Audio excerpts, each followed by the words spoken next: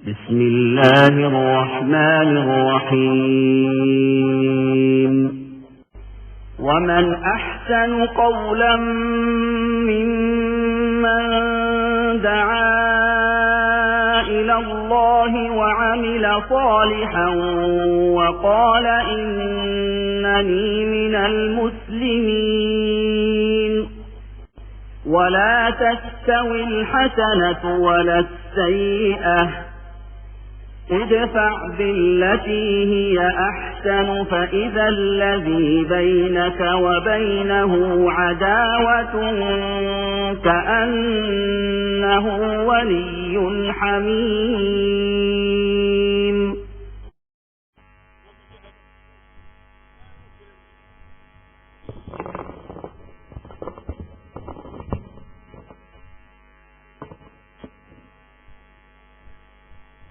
السلام عليكم ورحمة الله. بسم الله الرحمن الرحيم. الحمد لله رب العالمين، الصلاة والسلام على أشرف المرسلين وعلى آله وأصحابه أجمعين، أما بعد. أعوذ بالله من الشيطان الرجيم. بسم الله الرحمن الرحيم. ومن يبتغي غير الإسلام دينا فلن يقبل منه وهو في الآخرة من الخاسرين. ബഹുമാന്യരായ വിശിഷ്ട വ്യക്തികളെ, പ്രിയപ്പെട്ട സഹോദരി സഹോദരന്മാർ,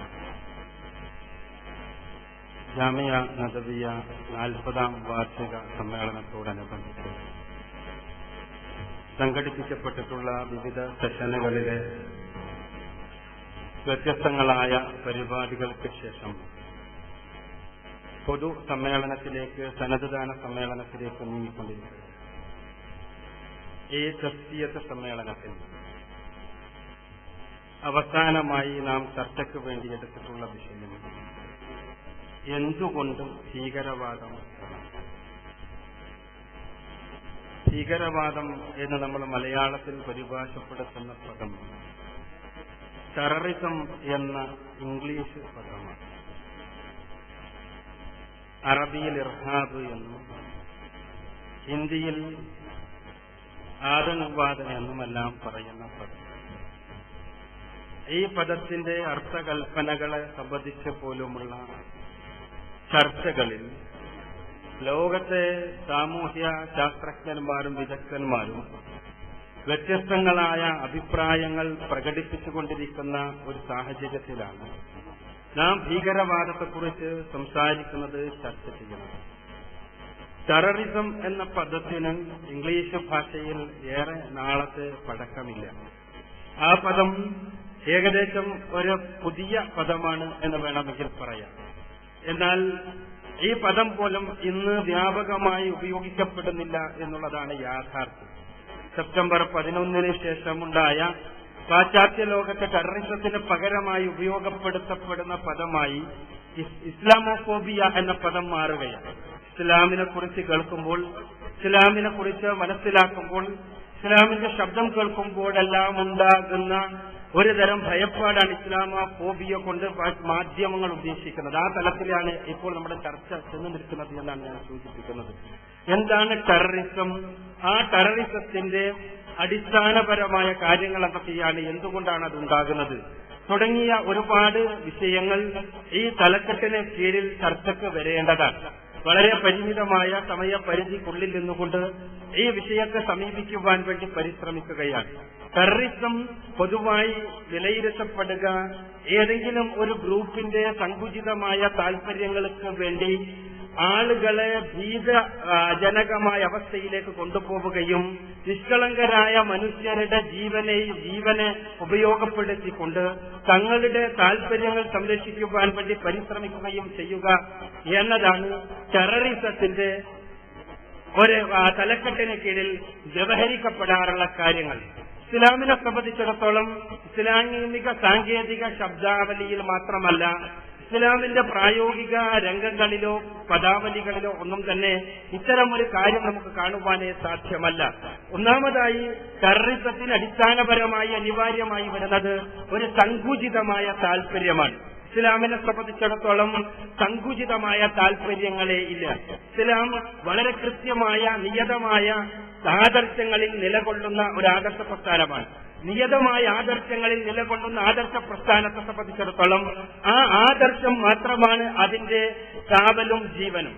അതുകൊണ്ട് തന്നെ സങ്കുചിതമായ എന്തെങ്കിലും താല്പര്യങ്ങൾ ഇസ്ലാമിന് ഇല്ല, ഇസ്ലാമിക സമൂഹത്തിനില്ല.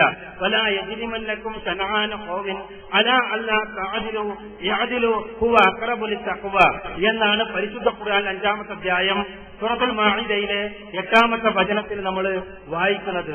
ഒരു വിഭാഗത്തോടുള്ള വിരോധം, ആ വിഭാഗത്തോട് അനീതി ചെയ്യുവാൻ, അക്രമം ചെയ്യുവാൻ നിങ്ങളെ ഒരിക്കലും പ്രേരിപ്പിക്കുവാൻ പാടില്ല. നിങ്ങൾ നീതി ചെയ്യുക, അതാണ് തഖ്വയോട്, സൂക്ഷ്മതയോട് ഏറ്റവും അടുത്ത് സ്ഥിതി ചെയ്യുന്നത്.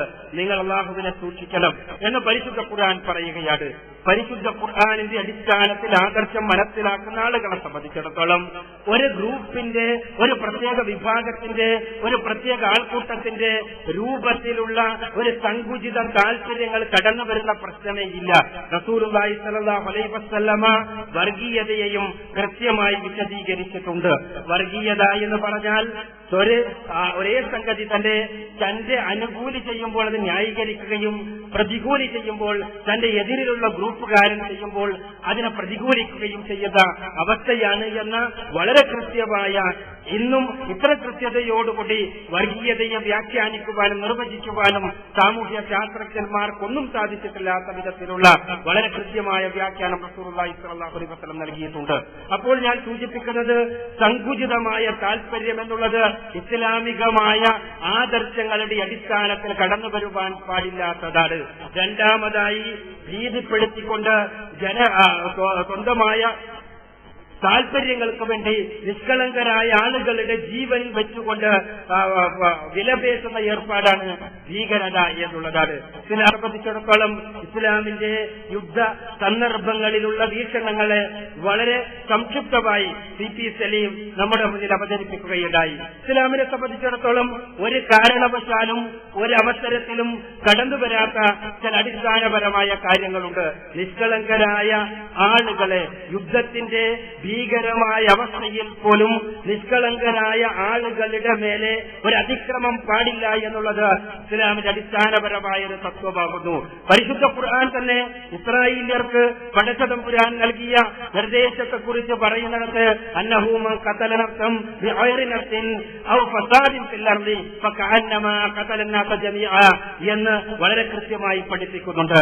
ആരെങ്കിലും ഒരാളെ വധിക്കുകയാണെങ്കിൽ കൃത്യമായ കാരണങ്ങളാലല്ലാതെ, ഒരാള് കൊന്നതിന് പകരമായി ഭരണകൂടമോ അതല്ലെങ്കിൽ നാട്ടിൽ വ്യാപകമായി കുഴപ്പമുണ്ടാക്കിയതിന് പകരമായി ഈ ആയുധം ഉപയോഗിക്കുവാൻ അവകാശമുള്ളവരോ അല്ലാതെ ആരെയെങ്കിലും കൊല്ലപ്പെടുകയാണെങ്കിൽ, ഒരു വ്യക്തി നിഷ്കളങ്കനായ ഒരാൾ കൊല ചെയ്യപ്പെടുന്നുവെങ്കിൽ ലോകത്തുള്ള മുഴുവൻ മനുഷ്യരും കൊല ചെയ്യപ്പെട്ടതിന് സമപാടിക്കത്തുള്ളതാണ് പടച്ചതമ്പുരാൻ ഇസ്രായേലിയർക്ക് നൽകിയ നിർദ്ദേശമായി പരിശുദ്ധ ഖുർആൻ പഠിപ്പിക്കുന്നത്. അതുകൊണ്ട് തന്നെ ഭീകരവാദം എന്നുള്ളത് ഇസ്ലാമിക സാങ്കേതിക ശബ്ദവുമായി യാതൊരു ബന്ധവുമില്ലാത്ത ഒരു ശബ്ദാവലിയാകുന്നു എന്നാണ് ആമുഖമായി സൂചിപ്പിക്കുവാനുള്ളത്.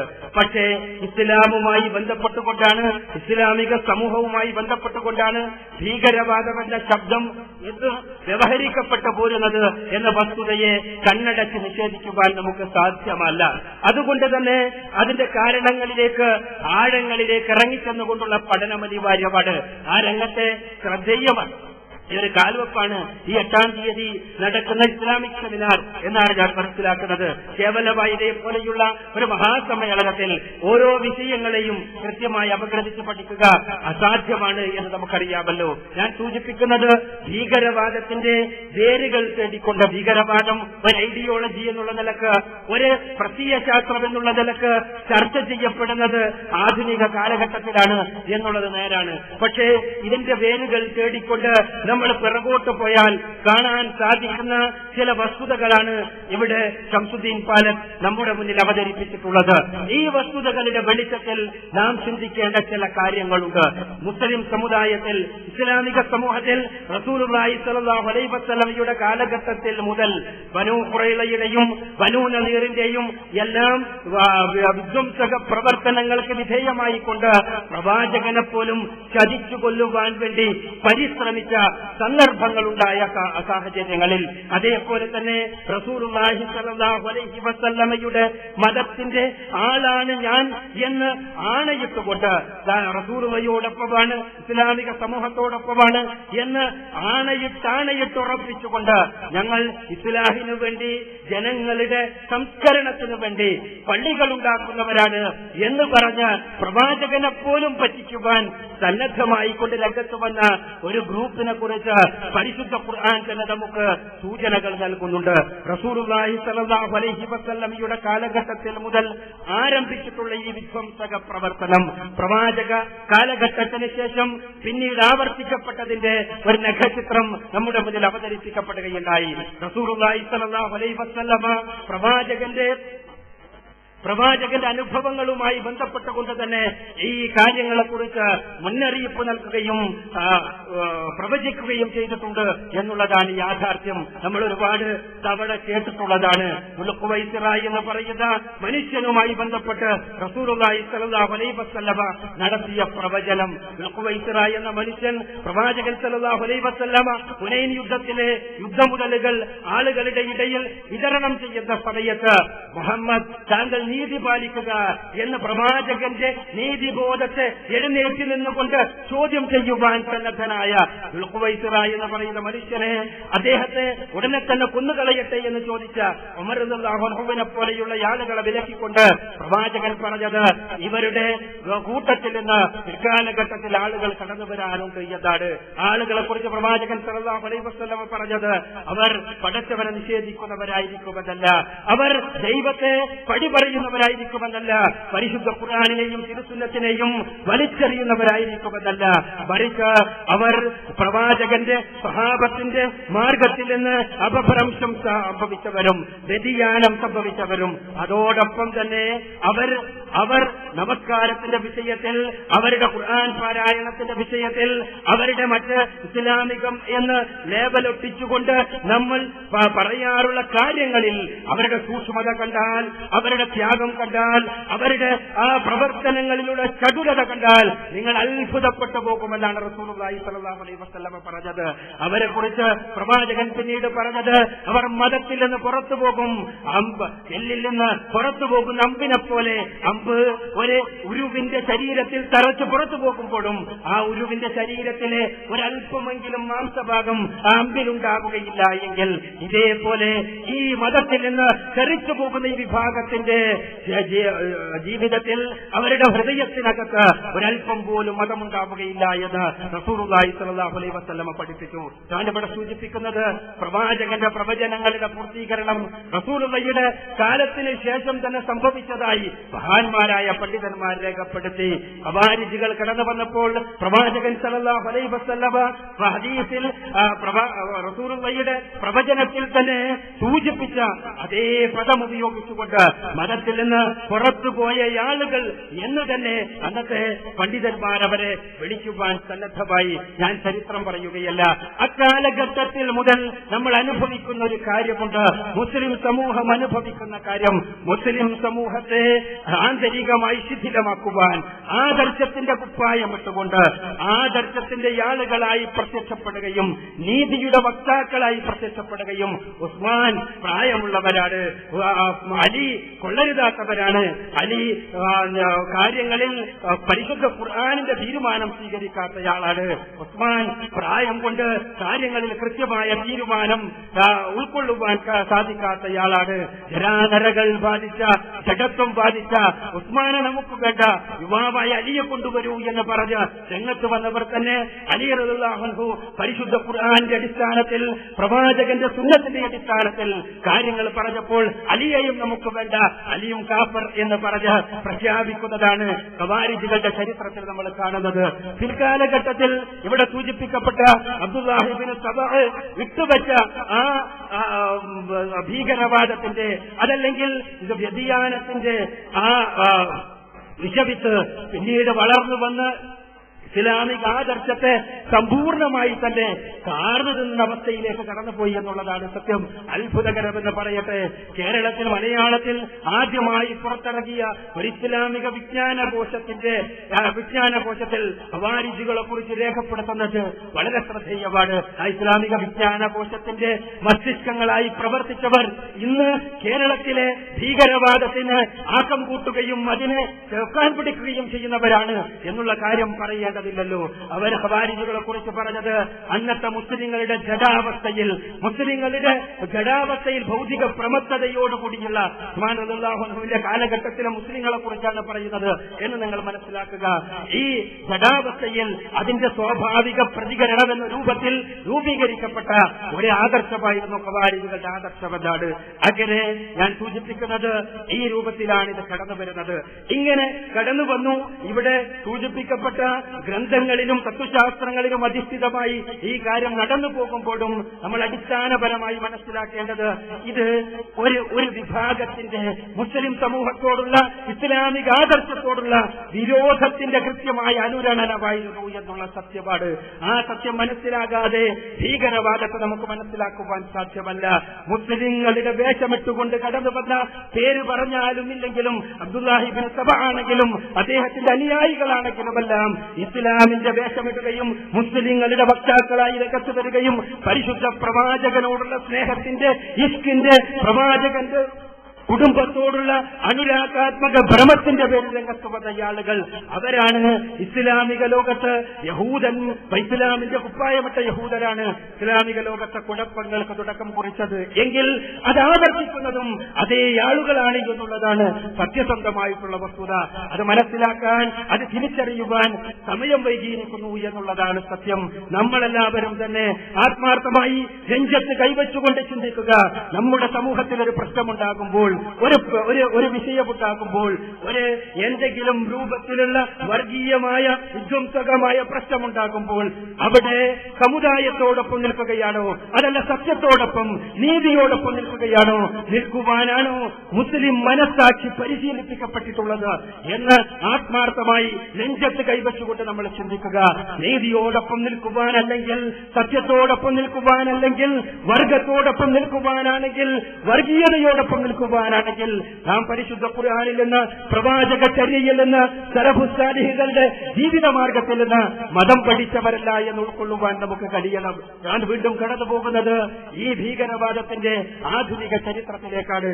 ആധുനിക ചരിത്രത്തെ കേവലം ഒരു പ്രത്യേക വ്യക്തികളുമായി ബന്ധപ്പെട്ട ഇസ്ലാമിക രാഷ്ട്ര സങ്കല്പത്തിന്റെ വ്യതിയാന ചരിത്രവുമായി കൂട്ടിക്കെട്ടുന്നത് തികച്ചും അപക്വമായ നിലപാടായിരിക്കും എന്നാണ് ഈയുള്ളവന്റെ വിനീതമായ അഭിപ്രായം. മറിച്ച് കുരിശ് യുദ്ധങ്ങൾ നടന്ന സമയത്ത് ചരിത്രത്തിൽ സംസ്കരിക്കപ്പെട്ട ചില വസ്തുതകളുണ്ട്. കുരിശ് യുദ്ധങ്ങൾ നടന്ന സമയത്ത് ക്രൈസ്തവരായിരുന്ന കുരിശ് യുദ്ധത്തിനു വേണ്ടി സന്നദ്ധമായി രംഗത്ത് വന്ന ആളുകളെ സഹായിച്ചിരുന്ന ഒരു വിഭാഗത്തെ നമുക്ക് കാണുവാൻ കഴിയും. പിന്നീട് ചരിത്രത്തിൽ അവരുടെ പേരുകൾ വല്ലാതെ ഉപയോഗപ്പെടുത്തപ്പെട്ടിട്ടില്ല. ടെംപ്ലേഴ്സ് എന്നാണ് അവരെ ആ കാലഘട്ടത്തിൽ അറിയപ്പെട്ടിരുന്നത്. ടെംപ്ലേഴ്സ് അവരാരാണ്? അവരെ വിലാസവരാണ്? അവരെവിടെ നിന്ന് വന്നവരാണ്? അവരെന്തിനു വേണ്ടി നിലകൊള്ളുന്നവരാണ്? അവർ ഏത് രൂപത്തിലാണ് ഇവരെ സഹായിക്കുന്നത്? അവർ എന്തിനു വേണ്ടിയാണ് ഇവരെ സഹായിച്ചത്? അവരും തമ്മിലുള്ള കൃത്യമായ താല്പര്യങ്ങൾ എന്തൊക്കെയാണ് എന്നുള്ള വിഷയങ്ങളൊന്നും നിങ്ങൾക്ക് ചരിത്ര ഗ്രന്ഥങ്ങളുടെ അടിവേരുകൾ തേടി തിരഞ്ഞെടുത്താലും കാണാൻ സാധ്യമല്ല എന്നുള്ളതാണ് സത്യം. ടെംപ്ലേഴ്സ് ആ കാലഘട്ടത്തിൽ മുസ്ലിങ്ങൾക്കെതിരെയുള്ള കുരിശ് യുദ്ധത്തിന്റെ ആളുകളെ മുസ്ലിങ്ങൾക്കെതിരെ സഹായിക്കുക മാത്രമല്ല ക്രൈസ്തവർക്കിടയിൽ ഇസ്ലാം ഒരു ഭീഷണിയാണ് എന്നും ആ ഇസ്ലാമിക ഭീഷണിയെ തടുത്തു നിർത്തണമെങ്കിൽ സായുധ സമരം വഴി മാത്രമേ സാധ്യമാകൂ എന്നുമുള്ള ബോധമുണ്ടാക്കുന്നതിൽ കാര്യമായി വിജയിച്ച വിഭാഗമായിരുന്ന ടെംപ്ലേഴ്സും അവരെ പിൽക്കാലഘട്ടത്തിൽ നെപ്പോളിയനെ പോലെയുള്ള ആളുകൾ ഉപയോഗപ്പെടുത്തുവാൻ വേണ്ടി പരിശ്രമിക്കുകയും അവർക്ക് വരെ എതിരിൽ ഇവർ തിരിഞ്ഞപ്പോൾ അത് മറ്റൊരു രൂപത്തിൽ വഴിതിരിഞ്ഞു പോയി എന്നുള്ളതാണ് ചരിത്രം നമുക്ക് മനസ്സിലാക്കി തരുന്ന വസ്തുത. ഈ ടെംപ്ലേഴ്സിന് ശേഷം ലോകവ്യാപകമായി തന്നെ സാമൂഹ്യ സേവനത്തിന്റെ മുഖമുടിയുമായി പ്രവർത്തിച്ചുകൊണ്ടിരിക്കുന്ന ഫ്രീമേസൺ പ്രസ്ഥാനത്തെ കണ്ടില്ല എന്ന് നടിക്കുവാൻ നമുക്കാർക്കും സാധ്യമല്ല. ഫ്രീമേസൺ പ്രസ്ഥാനമാണ് ലോകത്തെ ഏറ്റവും ശക്തമായ നെറ്റ്വർക്കോടുകൂടി പ്രവർത്തിക്കുന്ന യഹൂദന്മാരുടെ തലച്ചോറുകളിൽ നിന്ന് ഉയർക്കൊള്ളുന്ന കാര്യങ്ങൾ ലോകത്തെ ഏതൊക്കെ ഭരണാധികാരികൾ എങ്ങനെയൊക്കെ നടപ്പാക്കണമെന്ന് കൃത്യമായി തീരുമാനിക്കപ്പെടുന്നതിന്റെ അടിസ്ഥാനത്തിൽ സമൂഹത്തെ ചലിപ്പിച്ചുകൊണ്ടിരിക്കുന്ന, നമ്മുടെ നാട്ടിൽ പോലും ശക്തമായി പ്രവർത്തിച്ചുകൊണ്ടിരിക്കുന്ന രഹസ്യ സ്വഭാവമുള്ള, അതോടൊപ്പം തന്നെ വളരെ കൃത്യമായ മാർഗങ്ങളിലൂടെ മാത്രം, അഥവാ വളരെ വീണ്ടും സംസ്കരിക്കപ്പെട്ട, അവരുടെ ഭാഷയിൽ പറഞ്ഞാൽ ഒരുപാട് തലത്തിൽ തസ്ഫിയത്തിന് വിധേയമാക്കപ്പെട്ട, ഒരുപാട് വിമലീകരണങ്ങൾക്ക് വിധേയമാക്കപ്പെട്ട് ഒരിക്കലും ഈ ഗ്രൂപ്പിൽ നിന്ന് പുറത്തു പോകുവാൻ സന്നദ്ധമാകില്ല എന്നുറപ്പുള്ള ആളുകളെ ഉൾപ്പെടുത്തിക്കൊണ്ടുള്ള കൂട്ടായ്മയാണ് ഫ്രീമേസൺ പ്രസ്ഥാനം എന്ന് നമുക്ക് കാണാൻ കഴിയും. ഞാൻ അതിനെക്കുറിച്ച് അടിവേരിലേക്ക് കടന്നു ചെല്ലുകയല്ല.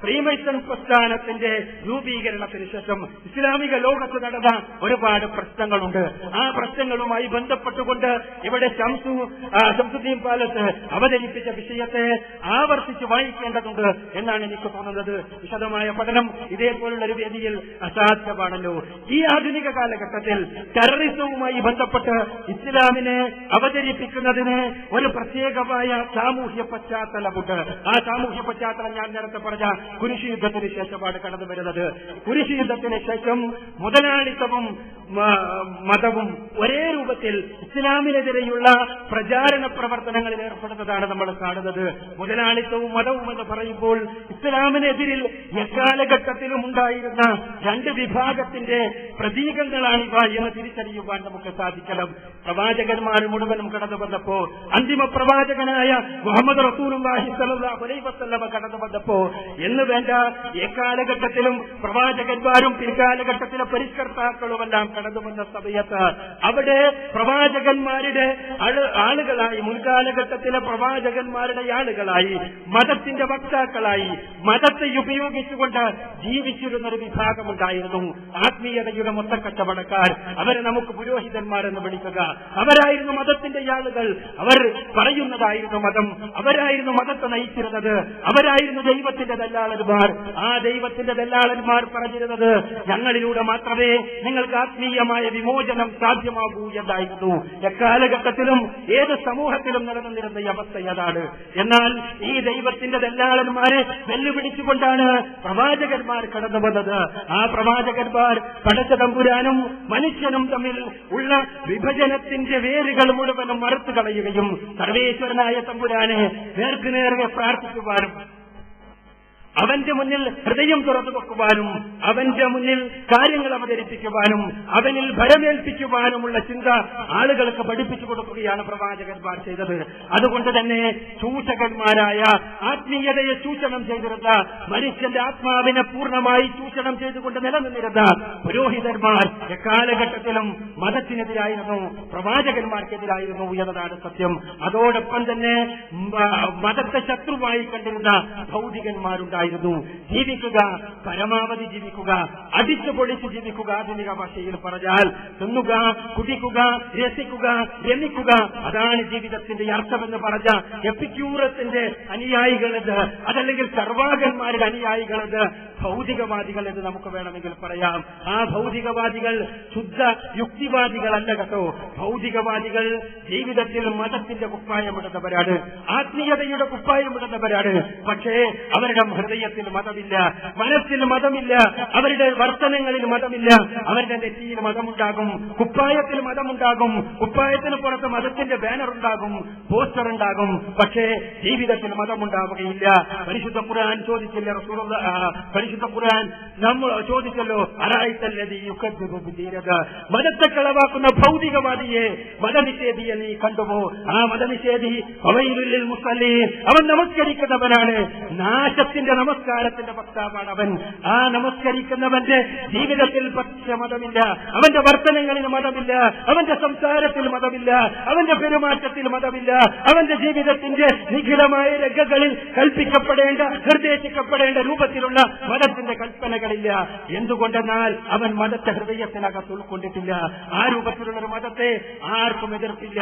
എന്നാൽ ഇസ്ലാം അതല്ല മതം കൊണ്ട് വിവക്ഷിക്കുന്നത്. ഒരാൾ മുസ്ലിമാകുക എന്ന് പറഞ്ഞാൽ അയാൾ ഇന്നലെ വരെ ക്ഷേത്രത്തിൽ പോകുന്നത് നിർത്തി ഇന്നു മുതൽ പള്ളിയിലേക്ക് പോവുക എന്നല്ല. ഇന്നലെ വരെ വിഗ്രഹങ്ങൾക്ക് മുന്നിൽ സാഷ്ടാംഗം ചെയ്യുന്നത് നിർത്തി ഇന്നൊരു ശവകുടീരത്തിന് മുന്നിൽ സാഷ്ടാംഗം ചെയ്യുക എന്നല്ല. അതേപോലെ തന്നെ അയാൾ ഇന്നലെ വരെ ഏതെങ്കിലും രൂപത്തിലുള്ള കുറെ ആരാധനാ സമ്പ്രദായങ്ങൾ തുടർന്നതിന് പകരമായി ഇന്നു മുതൽ പുതിയൊരു ആരാധനാ സമ്പ്രദായവുമായി കടന്നു പോവുക എന്നല്ല. മറിച്ച് അയാളുടെ ജീവിതം മാറുകയാണ്, സംസ്കാരം മാറുകയാണ്, വർത്തനങ്ങൾ മാറുകയാണ്. ഇന്നലെ വരെ അയാളെ ചൂഷണം ചെയ്തതിനെന്നവർക്ക് ഇന്ന് അയാളെ ചൂഷണം ചെയ്യാൻ കഴിയില്ല. ഇന്നലെ വരെ അയാളുടെ മസ്തിഷ്കത്തെയും മനസ്സിനെയും ശരീരത്തെയും ചൂഷണം ചെയ്തുകൊണ്ട് നിലകൊണ്ടിരുന്നവർക്ക് ഇന്ന് അങ്ങനെ സാധ്യമല്ല. അതുകൊണ്ട് തന്നെ ആ ചൂഷകന്മാർക്ക് ഇസ്ലാമിനോട് എതിർപ്പാണുണ്ടാവുക, ഇസ്ലാമിനോട് എതിർപ്പാണുണ്ടാവുക. നിങ്ങൾ ആലോചിച്ചു നോക്കൂ, മസ്തിഷ്കത്തെ ചൂഷണം ചെയ്യുവാൻ വേണ്ടി എക്കാലഘട്ടത്തിലും ഉപയോഗപ്പെടുത്തപ്പെട്ടിരുന്ന ലഹരി വസ്തുക്കളോട് ഇസ്ലാം പുറംതിരിഞ്ഞിരുന്നു. അതേപോലെ തന്നെ മനുഷ്യന്റെ ലൈംഗികതയെ ചൂഷണം ചെയ്യുവാൻ വേണ്ടി എക്കാലഘട്ടത്തിലും ഉപയോഗിക്കപ്പെട്ടിരുന്ന സൗന്ദര്യവൽക്കരണത്തെയും സൗന്ദര്യ പ്രദർശനത്തെയും അതോടൊപ്പം തന്നെ ലൈംഗികതയുടെ ഉദാരവൽക്കരണത്തെയും ഇസ്ലാം ശക്തമായി തന്നെ പ്രതിരോധിച്ചു. അതേപോലെ തന്നെ സാമ്പത്തിക രംഗത്ത് ഒരുപാട് ആളുകളെ പാവപ്പെട്ടവനെ ചൂഷണം ചെയ്യുവാൻ വേണ്ടി ഉപയോഗിച്ചിരുന്ന പലിശ വ്യവസ്ഥിതിയെ ഇസ്ലാം നിരോധിച്ചു. പാവപ്പെട്ടവന്റെ ആശയെയും കീശയെയും ഒരേപോലെ ചൂഷണം ചെയ്യുവാൻ ഉപയോഗിച്ചിരുന്ന ലോട്ടറിയെ, ചൂതാട്ടത്തെ ഇസ്ലാം നിരോധിച്ചു. പിന്നീട് ചൂഷകന് അവിടെ റോളില്ല. ഈ ഭൗതിക ചൂഷണത്തിന്റെ വക്താവാണ് ഞാൻ മുതലാളിത്തമെന്ന് പറയുമ്പോൾ അർത്ഥമാക്കുന്നത്. അതല്ലാതെ ആഡം സ്മിത്തിന്റെ കുറെ തത്വശാസ്ത്രങ്ങളുടെ അടിസ്ഥാനത്തിൽ രൂപപ്പെട്ട ഒരാദർശ സംഹിതയല്ല മുതലാളിത്തം. ഇങ്ങനെ ഈ മുതലാളിത്തത്തിനും മതത്തിനും ചർച്ചിനും അങ്ങനെ തന്നെ പറയട്ടെ ഇസ്ലാമിനോട് വിരോധമുണ്ടായി. അവരെ സംബന്ധിച്ചിടത്തോളം അവർ തമ്മിൽ അഡ്ജസ്റ്റ്മെന്റ് ഉണ്ടായിരുന്നു. എന്താണ് അഡ്ജസ്റ്റ്മെന്റ്? മതം, ആത്മീയത ഞങ്ങൾക്ക് വിട്ടുതരിക, അതൊരാഴ്ചയിലൊരിക്കൽ ഞങ്ങളുടെ അടുക്കൽ വരട്ടെ, ഞങ്ങൾ അവരുടെ പാപങ്ങൾ പുറത്തു കൊടുക്കാം. ആ പാപങ്ങൾ പുറത്തു കൊടുക്കുന്നതിന്റെ ഫലമായി അവരും ഞങ്ങളും തമ്മിലുള്ള ഒരാത്മബന്ധം നിലനിൽക്കട്ടെ.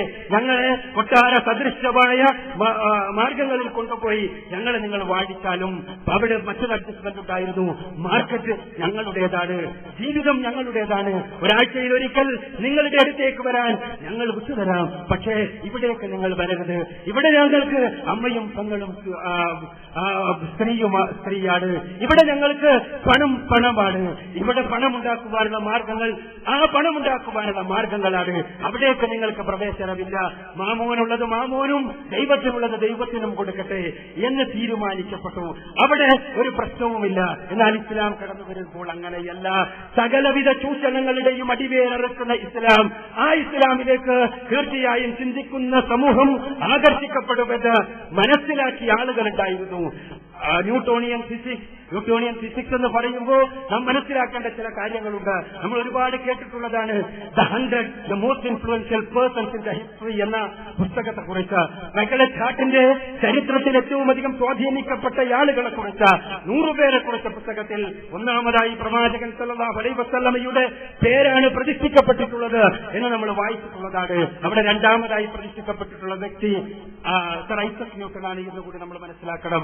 സർ ഐസക് ന്യൂട്ടൺ ചരിത്രത്തെ, ഒരു പ്രത്യേക ദിശയിൽ പോയിക്കൊണ്ടിരുന്ന ചരിത്രത്തെ മാറ്റിത്തിരിച്ച വ്യക്തിയാണ് എന്നാണ് അതിന് വിശദീകരിക്കുന്നത്. ഐസക് ന്യൂട്ടന്റെ ഒരു പ്രസക്തി എന്താണ് എന്നതൊന്നും ഇവിടെ ഉപന്യസിക്കുവാൻ ഞാൻ ഉദ്ദേശിക്കുന്നില്ല. മറിച്ച് ന്യൂട്ടോണിയൻ ഫിസിക്സിന്റെ ഒരു തത്വശാസ്ത്രത്തിന്റെ അടിസ്ഥാനത്തിൽ ലോകത്ത് കടന്നു വന്ന ഒരു മാറ്റമുണ്ടായിരുന്നു. അത് ലോക ചരിത്രത്തിൽ നമുക്ക് കാണുവാൻ സാധിക്കും. ചരിത്രത്തിലെ ചില ദശാസന്ധികളുണ്ട്. ആ ദശാസന്ധികളിലുണ്ടായിരുന്നു അത്. ഈ സമയത്ത് ലോകത്തെ നോക്കിക്കണ്ട ആളുകൾ ആളുകൾ മുഴുവനും സാമൂഹ്യ ശാസ്ത്രജ്ഞന്മാർ മുഴുവനും വിലയിരുത്തിയൊരു കാര്യമുണ്ട്. എന്താണത്? ഇസ്ലാമാണ് അടുത്ത കാലഘട്ടത്തിന്റെ മതമെന്ന്. ഭക്തിയും യുക്തിയും ഒരേപോലെ സമന്വയിക്കുന്ന ഒരു ആദർശത്തിന് മാത്രമേ അടുത്ത കാലഘട്ടത്തിൽ, അടുത്ത നൂറ്റാണ്ടിലുള്ള വിവരമുള്ള ചിന്തിക്കുന്ന മനുഷ്യരുടെ പ്രശ്നങ്ങൾക്കുള്ള ഉത്തരംഗമായി, അവരുടെ മനസ്സിന്റെ വാഞ്ചക്കുള്ള തേട്ടങ്ങൾക്കുള്ള മറുപടിയായി കടന്നു വരുവാൻ സാധ്യമാവുകയുള്ളൂ എന്ന് കൃത്യമായി മനസ്സിലാക്കിയ ആളുകൾ, പച്ചയായി തുറന്നു പറഞ്ഞ ആളുകൾ വരെയുണ്ട്. ബർണാഡ് ഷാ പറഞ്ഞില്ലേ, when a religion has a chance of conquering England, Europe, that religion is Islam. ഏതെങ്കിലും ഒരു മതത്തിന് ഇംഗ്ലണ്ടിനെ അല്ല യൂറോപ്പിനെ തന്നെയും കൃത്യമായി ആദർശപരമായി അടക്കി ഭരിക്കുവാൻ സാധ്യമാക്കുമെങ്കിൽ അത് ഇസ്ലാമിനെ മാത്രമാണ് എന്നുള്ള വസ്തുത. ഇത് ഞാൻ പറയുന്നത് ഈ സമയത്ത് ചിന്തിക്കുന്ന മനുഷ്യരുടെ മുന്നിൽ ഇസ്ലാം സമർപ്പിക്കപ്പെട്ടാൽ തങ്ങളുടെ താൽപര്യങ്ങൾ നശിക്കുമെന്ന് മനസ്സിലാക്കിയ മതത്തിന്റെ വക്താക്കളും മുതലാളിത്തത്തിന്റെ സാമ്രാജ്യത്വത്തിന്റെ വക്താക്കളും അവരൊരുമിച്ച് ഈ ലോകത്തെ പ്രചരിപ്പിക്കുവാൻ പ്രചരിപ്പിച്ചു വെച്ച ഒരു സംഗതിയാണ് ഇസ്ലാമിക് ടെററിസം എന്നുള്ള മുദ്രാവാക്യം എന്നുള്ളതാണ് വസ്തുത. ഇസ്ലാം ഭീകരതയാണ് എന്നുള്ള മുദ്രാവാക്യം അവർ മീഡിയ എന്നുള്ള ഒരു മാർഗം ഉപയോഗിച്ചുകൊണ്ട്, മീഡിയ എന്നുള്ള ആയുധം ഉപയോഗിച്ചുകൊണ്ട് പാവപ്പെട്ടവന്റെ മസ്തിഷ്കത്തിലേക്ക് കയറ്റിവിടുകയാണ് ചെയ്തത്.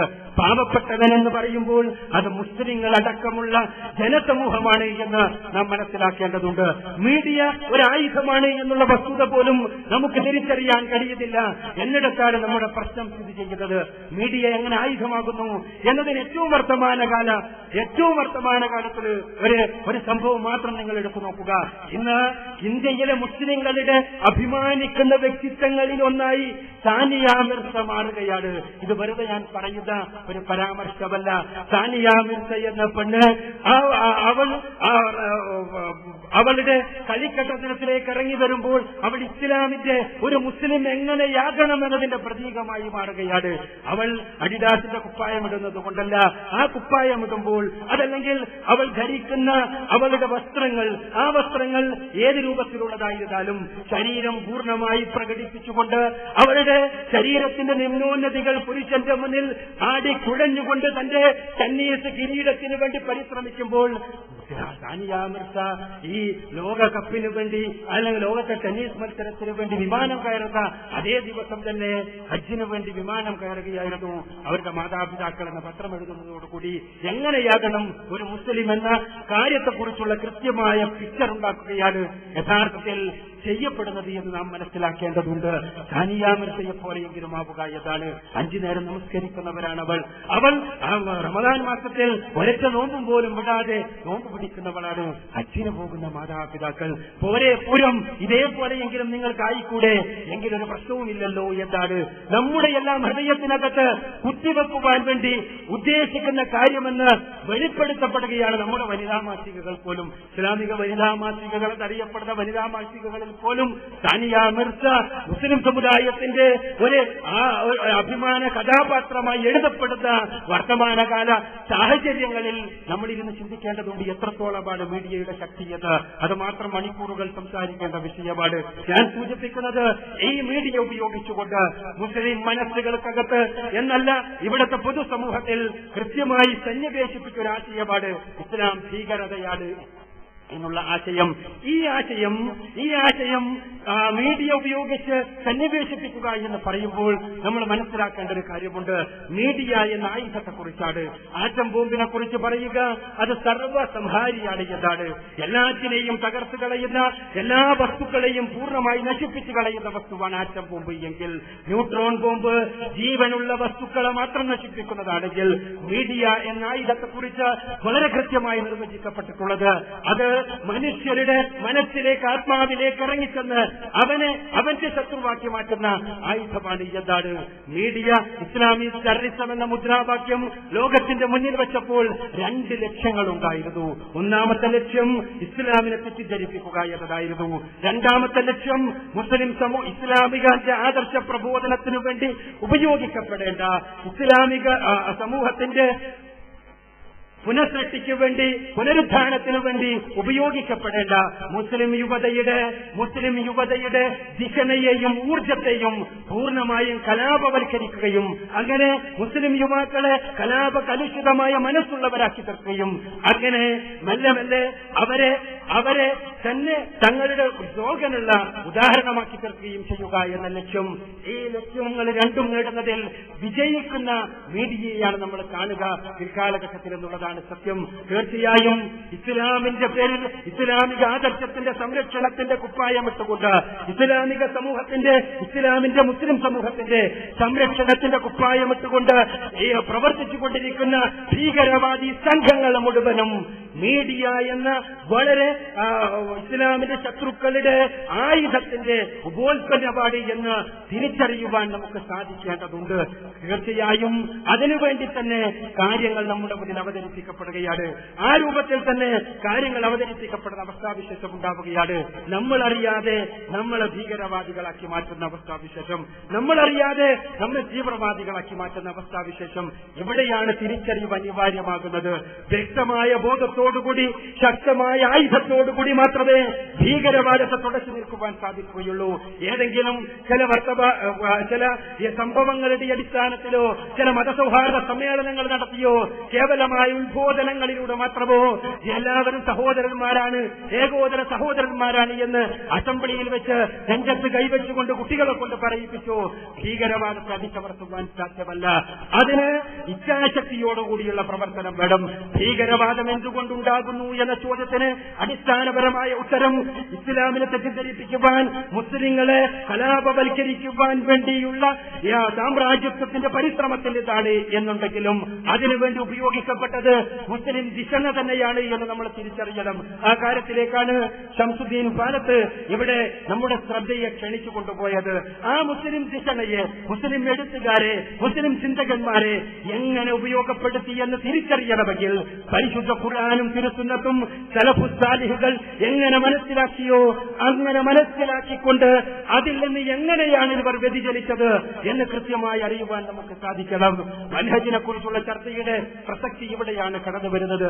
പരിശുദ്ധ ഖുർആനും തിരുസുന്നത്തുമാകുന്ന പ്രമാണങ്ങളെ സഹാബിമാർ മനസ്സിലാക്കിയതിൽ നിന്ന്, താബിഈകൾ മനസ്സിലാക്കിയതിൽ നിന്ന് വ്യത്യസ്തമായി തങ്ങളുടേതായ താൽപര്യങ്ങൾക്കനുസരിച്ച് കമ്മ്യൂണിസത്തിന് പകരമുള്ള ഒരു ഇസ്ലാമിസം ഉണ്ടാക്കുവാൻ, അതല്ലെങ്കിൽ പ്രത്യേകമായ സാമ്രാജ്യത്വത്തിനെതിരെയുള്ള ഒരു പോരാട്ടത്തിന്റെ പ്രത്യയശാസ്ത്രമായി ഇസ്ലാമിനെ അവതരിപ്പിക്കുവാൻ വേണ്ടിയെല്ലാം ഉള്ള പരിശ്രമത്തിന്റെ ഭാഗമായി ചില എഴുത്തുകാർക്ക്, ചില ചിന്തകന്മാർക്ക്, സ്വയം ചിന്തകന്മാരാണ് എന്ന് തോന്നിയവർക്ക്, ഇസ്ലാമിന്റെ രക്ഷ ഞങ്ങളുടെ കൈകളിലാണ് എന്ന് വിചാരിച്ചവർക്ക് തോന്നിപ്പോയ ആദർശ വ്യതിയാനത്തിന്റെ ആഴമറിയണമെങ്കിൽ ഈ പരിശുദ്ധ ഖുർആനെയും തിരുസുന്നത്തിന്റെയും സലഫുസ് സാലിഹുകൾ മനസ്സിലാക്കിയ രൂപത്തിൽ നിന്ന് എങ്ങനെയാണ് ഇവർ വ്യതിചലിച്ചത് എന്ന് കൃത്യമായി മനസ്സിലാക്കുവാൻ നമുക്ക് സാധിക്കേണ്ടതുണ്ട്.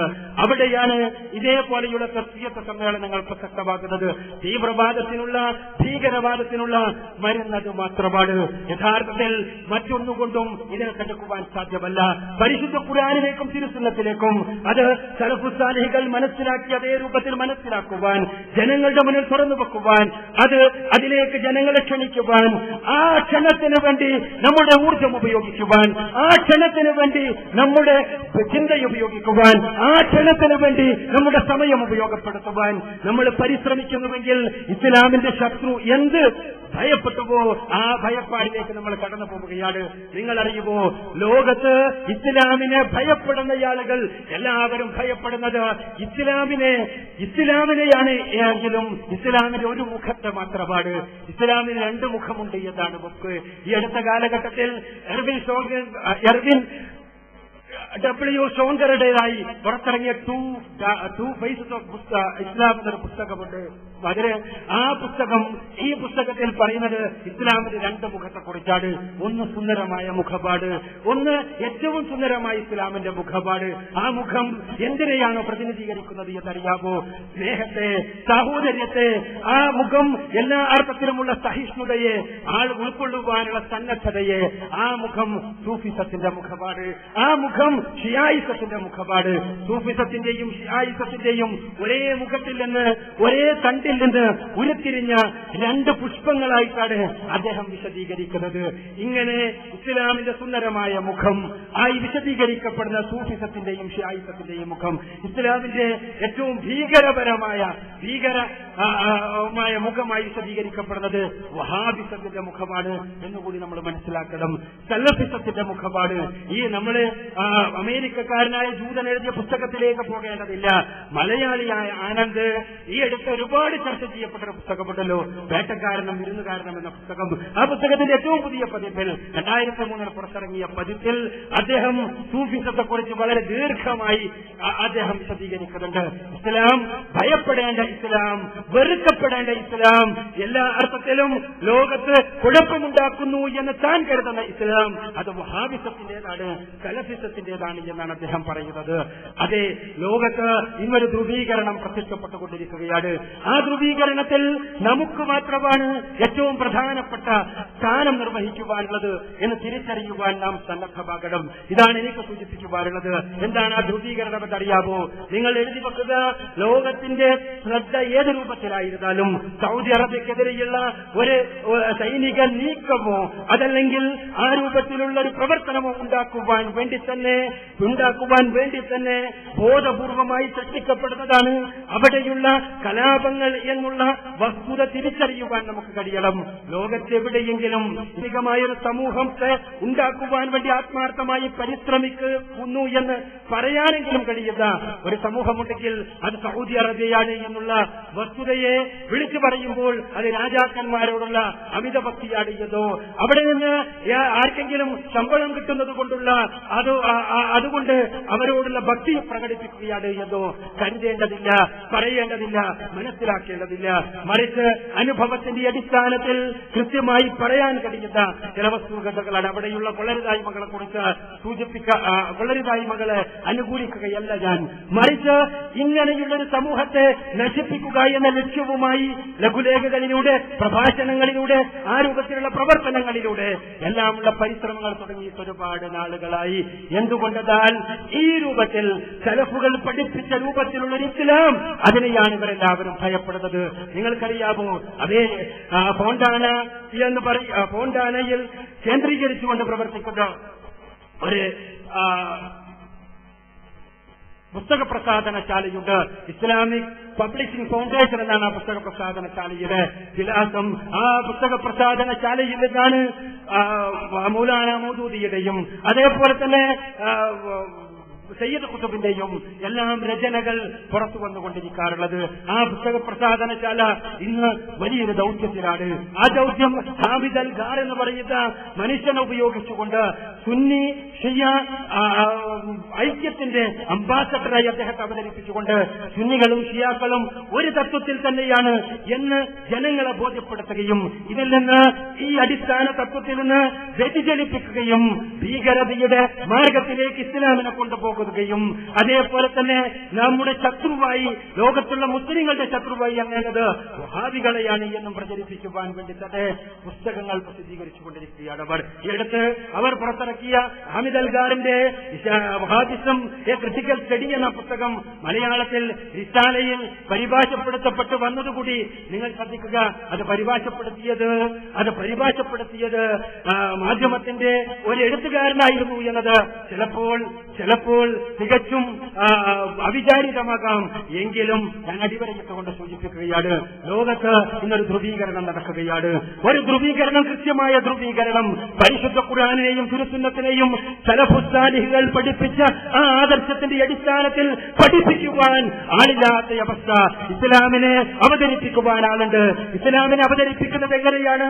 ഇസ്ലാമിനെ ഇന്ന ചിന്തകൻ മനസ്സിലാക്കിയതുപോലെ അവതരിപ്പിക്കുന്നു, മറ്റേ ചിന്തകൻ മനസ്സിലാക്കിയതുപോലെ അവതരിപ്പിക്കുന്നു, എനിക്ക് മനസ്സിലായതുപോലെ അവതരിപ്പിക്കുന്നു, ഓരോരുത്തർക്കും മനസ്സിലായതുപോലെ ഓരോരുത്തരുടെയും താല്പര്യപ്രകാരം അവതരിപ്പിക്കപ്പെട്ട് വികലമാക്കപ്പെട്ട ഇസ്ലാം, ആ ഇസ്ലാമിക ആദർശം അവിടെ പരിശുദ്ധ ഖുർആനിന്റെ തിരുസുന്നത്തിന്റെ ആ പരിശുദ്ധ ഖുർആനെയും തിരുസുന്നത്തിനെയും സലഫുസ്സാലിഹുകൾ മനസ്സിലാക്കിയ രൂപത്തിൽ അവതരിപ്പിക്കേണ്ട ഉത്തരവാദിത്തമുള്ളവർ ഉറങ്ങിക്കിടക്കേണ്ടവരല്ല, ജഡത്വം ബാധിക്കേണ്ടവരല്ല.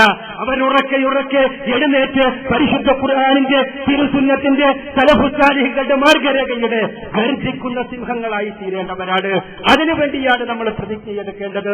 ലോകം മുഴുവനും ഇസ്ലാമിന്റെ ശത്രുക്കളും ഇസ്ലാമിന്റെ കുപ്പായമിട്ട് ഇസ്ലാമിന്റെ ശത്രുക്കൾ രൂപം കൊടുത്ത ആളുകളും ഒരുമിച്ച് അണിനിരന്നുകൊണ്ട് ഈ സലഫുകളുടെ മാർഗത്തിൽ നിന്ന് മുസ്ലിം സമുദായത്തെ വ്യതിചലിപ്പിക്കുവാൻ, അങ്ങനെ കായികമായും ഭൗതികമായും ഇസ്ലാമിക ആദർശത്തെ തകർക്കുവാൻ വേണ്ടിയുള്ള കൊണ്ടുപിടിച്ച പരിശ്രമങ്ങളിലാണ് നാം ദൗത്യം നിർവഹിക്കാൻ സന്നദ്ധമാകാതെ ഈ ആദർശ പ്രബോധനത്തിന്റെ രംഗത്തുള്ള ഐക്യത്തെ പോലും തകർക്കുവാൻ പുസ്തകമെഴുതുന്ന ക്ലാസുകൾ എടുക്കുന്ന ആളുകളെ കുറിച്ച് സങ്കടപ്പെടുകയും വേവലാതിപ്പെടുകയും അവർക്ക് പടച്ചതമ്പുരാൻ നല്ല ബുദ്ധി തോന്നിപ്പിക്കട്ടെ എന്ന് പ്രാർത്ഥിക്കുകയും ചെയ്യുക മാത്രമേ നമുക്ക് നിർവാഹമുള്ളൂ.